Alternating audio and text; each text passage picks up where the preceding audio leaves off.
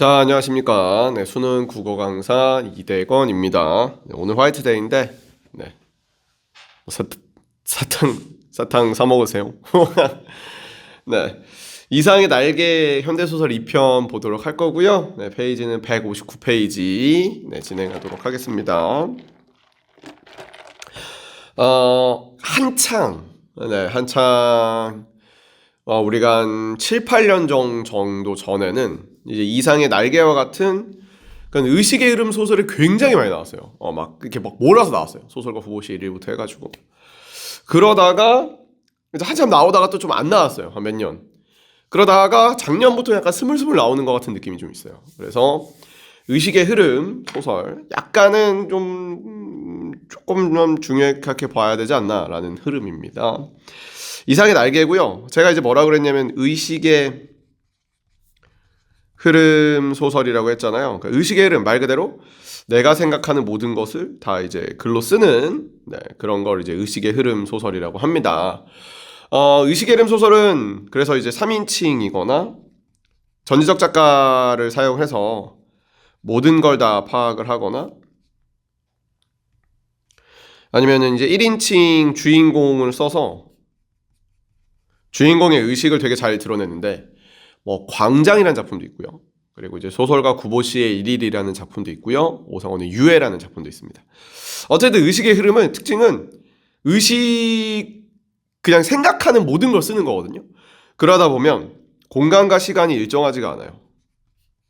시간이 인과성이 없어요.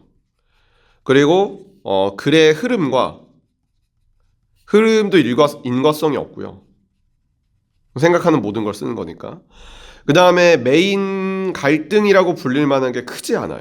굉장히 적습니다. 소설은 갈등과 사건이 메인인데 그게 크지 않습니다. 자 봐. 여러분 수학 시간이나 그러니까 니네 학교에서 멍 때리니까 뭐 버스에 타고 있었을 때는 생각해 보시면 버스에 탔어요. 그리고 가끔 의식이 날아가요. 그리고 이제 그냥 버스가 도착하죠. 그러니까 이렇게 중간에 의식이 날아가 버리는 것도 그냥 소설에 그대로 녹여놨고요. 우리는 생각할 때 자기 멋대로 근데 오늘 저녁에 나 백골뱅이탕 먹기로 했는데 냉장고에서 언제 꺼내놔야 되지? 이런 식으로 갑자기 다른 생각을 하게 돼요. 그래서 사건이 이제 일관적이지가 않다라는 게 약간 특징이고 공간도 막 쉽게 바뀌어요. 의식이 막 달라지니까요. 그리고 이제 자거나 죽으면 의식이 끊겼잖아요. 그럼 또 그만큼의 사건은 드러나지 못해요.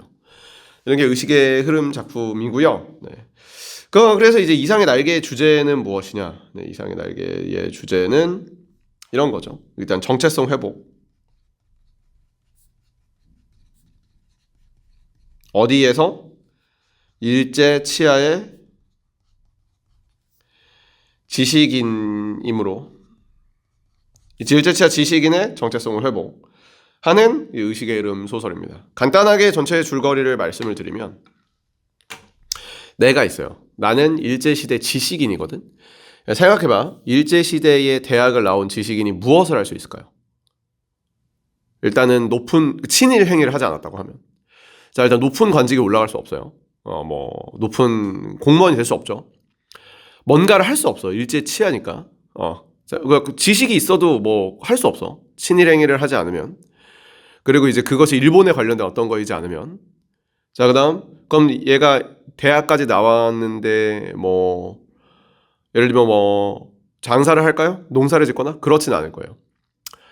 그럼 특히 문과 계열이면 진짜 할 게 없어요. 왜냐면은 이제 국어로 돼 있는 어떤 작품을 만들 수도 없고 그러니까 너무 무기력하죠.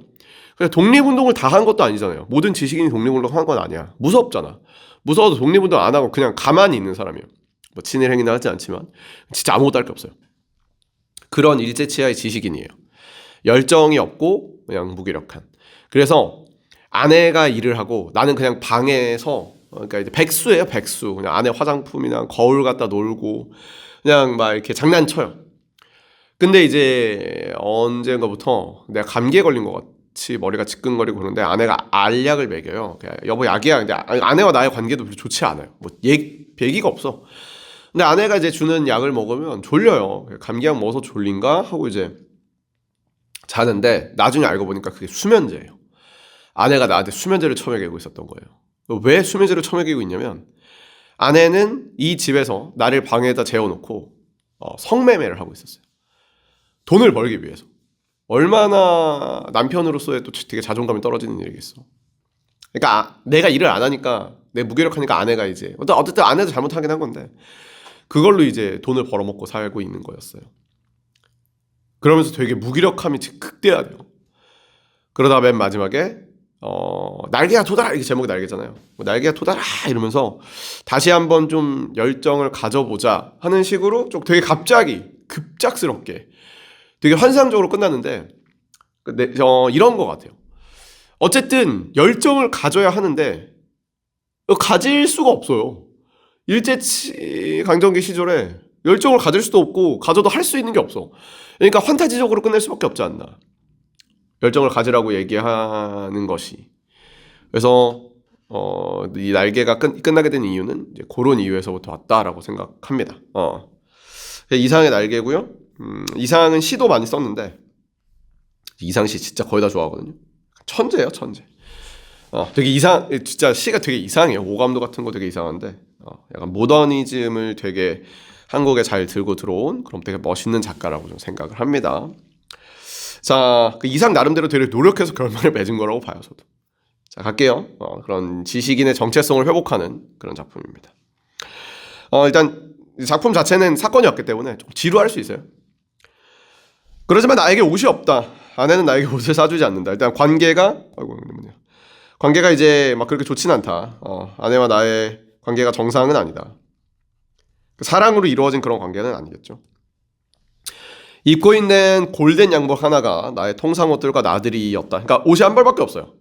그리고 목티 스웨터 한 조각이 4철 동안 그거 하나밖에 없었다. 그것들은 하나같이 빛이 검다. 약간 정말로 이제 검은색인데 여기 이 안에서는 내 짐작에는 빨래가 안 해도 되니까, 아내가 빨래를 되도록 안 해도 되니까 일부러 검정색으로 좀 만들었다라는 느낌으로 얘기를 하는데 요거까지만 보지 않고 뭔가 부정적인 상황을 또 잘 부각을 해주는 부분이라고 해요. 뭔가 좀 새까만 옷들을 입고 있고, 나는 허리와 가랑이 두 군데에 고무밴드가 끼워져 있는 사루다마를 입고, 그리고 그냥 난 놀았다. 어느덧 손수건만 해졌던 볕이 나갔는데, 그러니까 이제 창문이 있으면 이제 창문에 빛이 요만해졌는데 이게 졌어요. 근데 원래 이쯤 되면 아내가 돌아와야 되는데 아내가 돌아오지 않는다. 나는 좀 피곤해하고 아내가 돌아오기 전에 내 방으로 간다. 그러니까 아내가 돌아오기 전까지 아내 방에서 막 놀아. 막 거울 갖다가 햇볕으로 이렇게 반짝반짝하면서 진짜 무기력하죠. 내 방은 침침하다. 그러니까 약간 어두움의 이미지가 전반적으로 계속 이렇게 좀 나오고 있지 않나. 그래서 부정적인 상황을 좀 잘 보여주고요. 나는 이불을 뒤집어 쓰고 낮잠을 잔다. 한 번도 그러니까 계속 이불이 깔려 있어요. 이불은 내 몸뚱이처럼 반갑다. 잠이 잘 온 적도 있다. 그러나 또 전신이 까칠까칠하면 잠이 좀 잘 오지 않은 적도 있다. 의식의 흐름이죠. 갑자기 잠 이야기한단 말이야. 나는 누워서 아무 제목으로 연구를 한다. 나는 내 축축한 이불 속에 발명도 하고 논문도 쓰고 시도 짓는다. 그러나 잠이 듦과 동시에 내 방은 흐물흐물한 공기가 비누처럼 풀어져 다 없고, 그러니까 내가 이제 그냥 아무 생각이나 막 하는 거예요. 그 생각은 다 깨고 나면 없고, 그냥 메밀 껍질처럼 찬 베개 덩어리와 한 벌의 신경만 있을 뿐이다. 그러게 나는 빈대가 싫다. 의식의 흐름 갑자기 빈대 얘기한단 말이야. 내 방에는 겨울철에 빈대가 있는데 내게 근심이 있다면 이 빈대를 미워하는 것이다. 나는 빈대에게 물려 가려운 자리가 막 긁었다. 쓰라리다. 쾌감이 틀림없다. 나는 또 다시 잠을 잔다. 그러나 그런 이불 속의 사색 생활에도 적극적으로 궁리하는 법이 없다. 그러니까 나는 적극적으로 아무것도 하지 않아요. 그러니까 현재 나는 굉장히 열정이 하나도 없는 상태죠. 내게는 그럴 필요가 없다. 일제강점기이기 때문에 이게 불가능해요. 필요가 없다기보다는 대체 내가 적극적인 걸 궁리하는 경우에 나는 내 아내와 무조건 의논해야 할 것이고, 그러니까 아내가 훨씬 더 좀 위에 있는 그런 느낌이죠. 그럼 나는 아내한테 꾸지람을 들을 것이고, 나는 꾸지람이 무서웠다기보다는 되게 성가시고, 내가 제법 한 사람의 사회인으로서 일을 해보는 것도 아내에게 사설을 듣는 것도 나는 게으른 동물처럼 게으른 게 좋았다. 될 수 있으면 무의미한 인간의 탈을, 그러니까 인간이고 싶지 않았다. 나는 그냥 동물처럼 잠이나 자고 싶다. 나는 스스로 인간 사회가 굉장히 이제 스스로웠다. 스스럽다라는 말은 이제 좀 부끄럽다. 생활은 부끄럽다. 모두 그냥 다 서먹서먹하고 아무것도 하기 싫다. 그러니까 이 중간 부분이 아까 얘기했던 아내가 나에게 이제 수면제를 먹여왔던 것이고 그 아내가 나에게 수면제를 먹였다는 거에 대해서 고민해요. 왜 나에게 수면제를 먹였지? 그리고 내가 집을 나가버리거든. 집을 나가서 왜 내 아내가 나에게 수면제를 먹였을까? 이유가 뭘까? 해서 착각한 걸까? 해서 집에 들어가서 갑자기 방문을 확 열었는데 다른 남자가 있어요. 아내가 매춘 중이었던 거죠. 성매매 중이었던 거예요. 그리고 아내가 이제 사실 미안해 이런 얘기를 해야 되는데 나를 밀어버리고 확 밀어버리고 문을 확 닫아요. 그래서 내가 다시 거리를 돌아다녀요. 굉장히 사실 되게 너무 비극적인 거거든요. 일제강점기의 지식인이 진짜 완전 나락으로 떨어져 있는 모습인 거예요. 근데 그걸 그냥 되게 덤덤하게 써놨어요. 나는 여러 번 자동차에 치일 뻔하다가 경성역으로 갔다. 그러니까 이제 정신이 좀 나가 있어요. 막 비틀비틀 거리면서 경성역으로 갔어요. 빈자리에 마주 앉아서 쓰디쓴 입맛을 거두기 위해 입가심을 하고 싶어요. 커피 먹고 싶은 거죠. 커피 좋다. 그러나 경성역에 갔을 때 나는 돈이 없다는 것을 깨달았다. 나는 또 아득했다. 어쩔 줄 몰랐다. 그냥 방황했다. 계속 방황하죠. 그러니까 목적의식이 없는,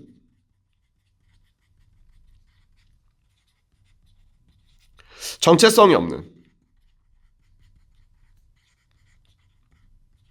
1강에서도 말씀드렸지만 소설에서 정말 중요한 건 갈등과 사건이 일어나게 되는 근원적 원인을 파악하는 게 중요한데, 여기서 근원적 원인은 이게 일제시대이기 때문에 그래요. 아무것도 할 수 없는. 그래서 방황하는 지식인의 모습을 잘 보여주고요.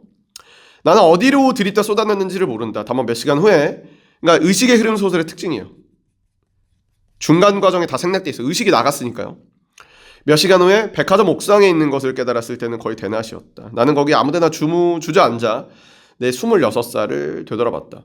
몽롱한 기억 속에 아무런 제목도 없었다. 그러니까 26년간 아무런 의미가 없었다. 그러니까 열정도 크게 없었던 것 같고 뭔가 이펙트가 될 만한 것도 없었고 아무런 그냥 흘러가는 대로 산 거죠. 그러나 있다고 없다고 그런 대답을 하기 싫었고 나는 나의 존재를, 나의 정체성을 인식하기가 어려웠다. 이게 주제야. 이걸 회복하는 거야. 허리를 굽혀서, 그러니까 이제 백화점 옥상에 올라갔는데 이제 금붕어가 이렇게 이제 있는 거예요. 갑자기 또 금붕어 나왔어요. 금붕어들이 잘생겼다. 작은 놈, 큰 놈, 싱싱하니 보기 좋았다.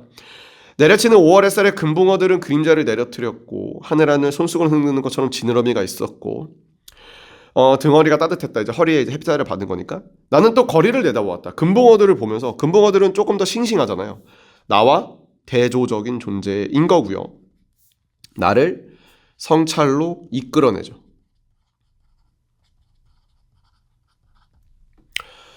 그래서 나가 좀 열정을 갖게 만드는 이제 스타트가 돼요. 나는 거리를 내다보았다. 거기는 금붕어 지느러미처럼 흐물흐물. 근데 그 거리에는 그러니까 내가 실제로 본 금붕어는 좀 생생했는데 길거리에 있는 금붕어들은 이제 사회인이에요, 사회인, 조선인. 조선인은 뭔가 회탁, 막 끈적끈적하고 뭔가 되게 막 뿌연한 그런 물 속에서 흐물흐물한 것들에 헤어나오지 못하는 굉장히 무기력한 슬라임 속에 갇혀버린 듯한 그런 느낌을 줘요. 거기 도시에 있는 사람들이. 나는 피로와 공복 때문에 무너져 들어가는 몸뚱이를 끌고 다시 저 거리로 들어가야 된다고 생각했다. 그럼 나는 도대체 어디로 가는 것일까? 나의 목적은 무엇인가? 그때 내 아내의 목이 팍 생각났다. 아스피린과 아달린. 우린 아마 오해하고 있었을 거야. 정말로 아내가 아스피린 대신 나에게 수면제인 아달린이 수면제, 아스피린 감기약이고, 아달린을 나에게 먹여왔을까? 나는 믿을 수 없다. 아내가 나한테 왜 그랬을까? 나는 날밤 새우며 내가 혹시 도둑질을 했냐? 도둑질을 막기 위해서 아내가 나에게 수면제를 먹인 것이냐? 아니다. 우리 부부는 그냥 운명적으로 맞지 않는다. 나나 아내나. 그러니까 어쩔 수 없다. 이거를 조금 더 확대 해석하면 일제강점기에 이렇게 된 것은 운명이지 않을까? 약간 이런 느낌으로도 가져가는 것 같아요. 사실은 사실로, 오해는 오해대로 발을 그냥 쩔뚝거리면서 가야 된다는 건 그냥 어쩔 수 없지만 그래도 나아가야 된다. 그렇지 않나? 그러면 나는 이 발길을 아내에게 돌아가 옳은지 아닌지 분간하기 좀 어려웠다. 그 아내한테 가야 되나? 그렇다고 어디로 가야 되나? 그때 이것이 이제 각성의 계기입니다. 각성시켜요. 옛날에는 정오가 되면 사이렌이 울렸다고 합니다. 삐 이러면서 사이렌이 울었다. 모두 날개를 펴고 푸드덕거리는 것 같고, 그러니까 여기를 기점으로 이 전까지는 슬라임 속에 갇혀 있는 것 같은 되게 끈적한 느낌이라면, 여기서는 굉장히 약간 생명력 넘쳐 흐르는 느낌을 줘요. 온갖 강철과 대리석이 부글부글 끓고 역동적으로 약간 움직이는 것 같고, 현란의 극한의 정오다. 나는 갑자기 겨드랑이가 간지러웠다. 나의 인공의 날개가 돋았던 자국이다. 그러니까 예전에 돋았던이잖아. 그러니까 과거에 열정이 있었던 자국이다. 오늘은 없는 이날, 없는 이날개. 머릿속에 희망과 야심이 말소된 페이지에 사전이 넘어가도 번뜩였다. 그러니까 오늘은 열정이 없었는데 과거에는 있었다. 나는 외쳐보고 싶었다. 열정아, 다시 돋아라. 날개야, 돋아라. 한 번 더 날아가자꾸나. 이러면서 마지막에 열정을 가져야 한다.